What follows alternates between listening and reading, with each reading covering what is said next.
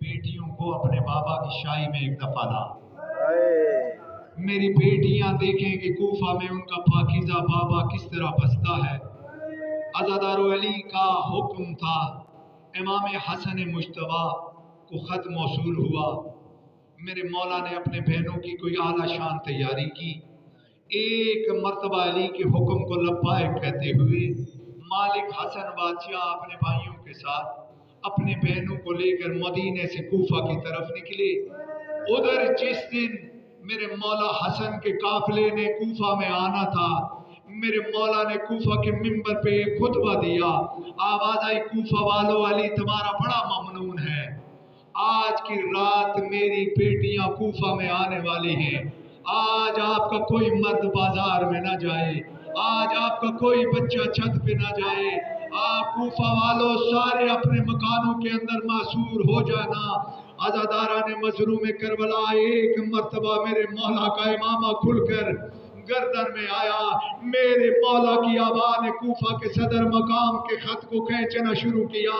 علی کا منہ ادھر مڑا جدھر سے حسن بادشاہ کا قافلہ آ رہا تھا۔ عزادار علی بادشاہ سب سے پہلے اپنی عزتوں والی بیٹی کے محمل کے پاس آئے۔ آواز آئی، بسم اللہ الرحمن الرحیم، انما یرید اللہ لیذھب عنکم الرجس اہل البیت ویطہرکم تطہیرا۔ السلام علیک یا بنت رسول اللہ، اے رسول اللہ کی بیٹی، میری عزتوں والی بیٹی، میرا سلام۔ آقا زادی نے، حجاب اللہ نے ایک مرتبہ آواز آئی، علیک السلام یا امیر المومنین۔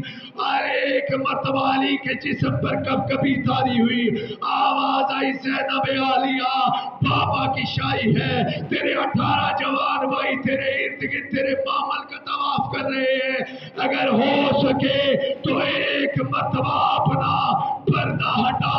عزاداران مظلوم کربلا، آقا زادی نے پردہ ہٹایا۔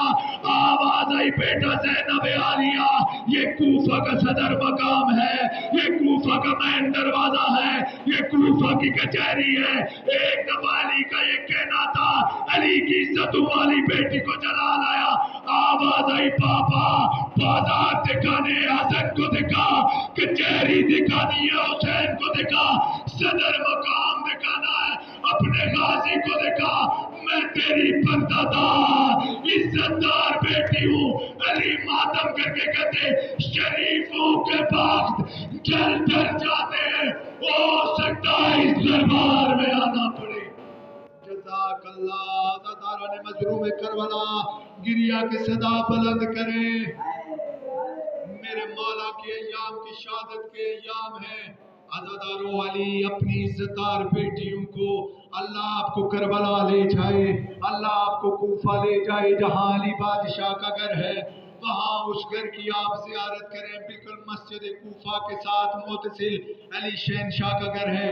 علی اپنی پاکیزہ بیٹیوں کے معاملوں کو بیت علی میں لائے۔ عزاداروں، ابھی بیویاں اپنے حجرے میں نہیں گئی تھی کہ ایک مرتبہ علی سردار کے دروازے پر عورتوں کا شور بلند ہوا۔ علی کہتے، بہن فضا جلدی کر، دیکھ میرے دہلیز پہ یہ عورتوں کا شور کیسا۔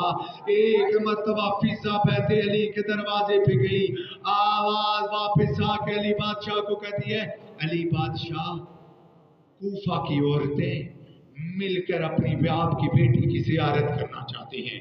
ایک مرتبہ میرا مولا روتا ہوا دروازے پہ گیا، بیویوں نے قدم بوسی کی، ہاتھ جوڑ کے کہتی ہیں، کوفہ کی عورتیں، یا علی بادشاہ، ہم میں سے ہر کسی نے آپ کی عزتوں والی بیٹی کی زیارت نہیں کی، لیکن ہم میں سے کچھ عورتیں ہیں جو مدینہ کے رہنے والی ہیں، جن کی شادیاں کوفہ میں ہوئی ہیں، انہوں نے ہمیں بتایا ہے کہ علی کی ایک عزتدار بیٹی ہے جس کا لہجہ، جس کی شکل علی بادشاہ سے ملتی ہے، اگر ہو سکے تو اس پاکیزہ پردہ دار کی ہمیں زیارت کروا۔ عزادار و تاریخ نے لکھا، کوفہ کی عورتیں کہتی رہی، علی کی چیخ بلند ہوتی گئی۔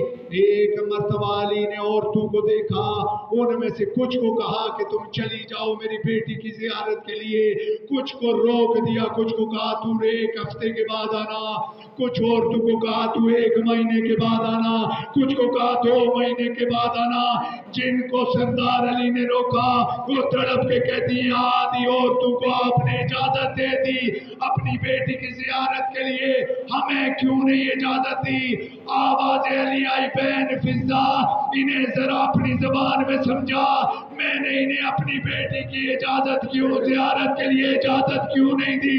बीबी फिजा मातम करके कहती है इसलिए अली सरदार ने तुम्हें इजाजत के लिए नहीं दी कि तुम मां बनने वाली हो और तुम्हारे बदन के अंदर किसी बेटी की तस्वीर नहीं बल्कि बेटू की तस्वीर है। अली बर्दाश्त नहीं कर सकता कि जिस औरत के पेट के अंदर किसी बच्चे की भी तस्वीर हो वो इस हालत में मेरी इज्जतदार बेटी की जियारत। जज़ाकल्लाह अज़ादारान मज़लूम करबला बसने लगा कूफा। आकाज़ादी को काफी माँ की शहादत के बाद काफी देर के बाद कल्बी सुकून महसूस हुआ। अपने सरदार बाबा अली की शाही में आज़ादारान मज़लूम करबला एक मर्तबा कूफा की औरतों ने अली बादशाह की बेटी से कुरान पढ़ना शुरू किया। लेकिन ये जो 40 हिजरी का रमजान आया है ना, आज़ादारान मज़लूम करबला कूफा की औरतें अली बादशाह की बेटी से कुरान की तालीम लेती हैं। घर जाकर चादरें उतार कर बाल मुंह पे फैला के मातम करती हैं। उनके मर्द उनसे कहते हैं कि अजीब बात तुम करती हो, तुम पिछले सालों और सालों में भी अली की बेटी से कुरान का दर्स लेती थी, लेकिन इस दफा तुम्हारे दर्स के कोई अंदाज बदल गए हैं। तुम दर्स लेके घर में आती हो, सरों से चादरें उतारती हो, मातम क्यों करती हो? कूफा की औरतें मातम करके कहती हैं अपने मर्दों से कि इस दफा का जो इस दफा का जो रमजान आया है अली की इज्जतदार बेटी के कुरान के दर्स के अंदाज बदल गए हैं। अली की बेटी पहले हमें कुरान का दर्स देती है, फिर अपने घर के दरो दीवार को बंद करके एक मर्तबा अपने सर से चादर उतार कर अपने चेहरे पर बाल फैला के कहती है कूफा की औरतों मुझे इस हालत में भी देख लो, हो सके कभी अली की बेटी इस हालत में आए और तुम पहचानने से इनकार कर दो। जज़ाकल्लाह अज़ादारान मज़लूम करबला। अली ने जो आज का रोजा है, जो पिछली रात का रोजा था, अपनी इज्जतदार छोटी बेटी के घर में इफ्तार किया। में एक जुमला अक्सरियत हमें से कहती है कि अली की इस बेटी की औलाद नहीं थी। नाज़ादारान मज़लूम करबला बल्कि बीबी का नाम ही उम्मे कुलसूम है और बीबी का असली नाम है ज़ैनब सुगरा। अली की बड़ी बेटी का नाम था ज़ैनब कुबरा और मेरे पास किताब पे मौजूद है। इस बीबी की औलाद है जो करबला में शहीद भी हुई। का मतलब ही होता है माँ। उम्मे कुलसूम को नियत है कि कुलसूम की माँ। अज़ादारो इसके घर मेरे मालिक ने 18वें रमज़ान की इफ्तारी की। ये दुनिया की फितरत है कि अगर किसी की बेटी की बाप अगर खाने पे चला जाए ना, ये दुनिया की फितरत है, तो बेटी की हसरत होती है कि मैं दुनिया की हर शय दस्तरखान पर अपने बाप के लिए सजाऊं। आज़ादारो तारीख कहती है कि अली बादशाह ने उस दस्तरखान में जो मेरी आकाज़ादी उम्मे कुलसूम ने सजाया हुआ था, नमक के साथ, पानी के साथ या खजूर के साथ, 3 चीज़ों में से एक के साथ, और रोज़ा इफ्तार किया। आज़ादारान मज़लूम करबला मेरी आकाज़ादी उम्मे कुलसूम का हाथ आगे बढ़ा। आवाज़ आई बाबा और कोई खा ना खा, ये शरबत जरूर पी ले, ये शरबत मैंने बड़ी हसरत से तेरे लिए तैयार किया है। आज़ादारो शरबत का नाम आना था। अली की चीख बुलंद हुई, आवाज़ आई मेरी बेटी इसे संभाल के रख ले, सुबह शायद मेरा कोई प्यासा मेहमान आए उसे ये शरबत पिलाना। आज़ादारान मज़लूम करबला गई 19 की सर अली को ज़रब लगी। एक मरतबा अली के शिया ने عبد الرحمن ابن ملجم کو مسجد کوفہ کے ستون کے ساتھ باندھا. علی نے اپنی زخمی پیشانی سے ایک مرتبہ اپنی آنکھیں کھولی. علی نے آنکھیں کھول کر ایک مرتبہ اپنے قاتل کو دیکھا. یا قاتل نے اپنے ہونٹوں سے اپنی زبان پھیری. علی کو محسوس ہوا کہ علی کا قاتل پیاسا ہے. علی کی آواز آئی عباس میرا قاتل پیاسا ہے, قاتل کو شربت پلا. آواز آئی بابا تیرا غازی مرنے سے پہلے مر جائے گا. غازی بھی اور بابا کا قاتل. جزاک اللہ زاداران مظلوم کربلا. تاریخ نے لکھا کہ ایک چادر میں میرے مولا کے 18 بیٹے اپنے بابا کو لے کر مسجد کوفہ سے بیت علی کی طرف چلے. ایک مرتبہ علی سردار کا گھر قریب آیا. آواز آئی حسن قافلے کو روکا جائے, مجھے بتا میرے اس کاروان میں کون کون شامل ہے. آواز آئی بابا تو جانتا ہے تیرے غیور بیٹے ہیں, تیرے غیور حقدار ہیں. آواز آئی حسن تو جانتا ہے میرے ضرب کی خبر میری بیٹیوں کے کانوں تک چلی گئی ہے.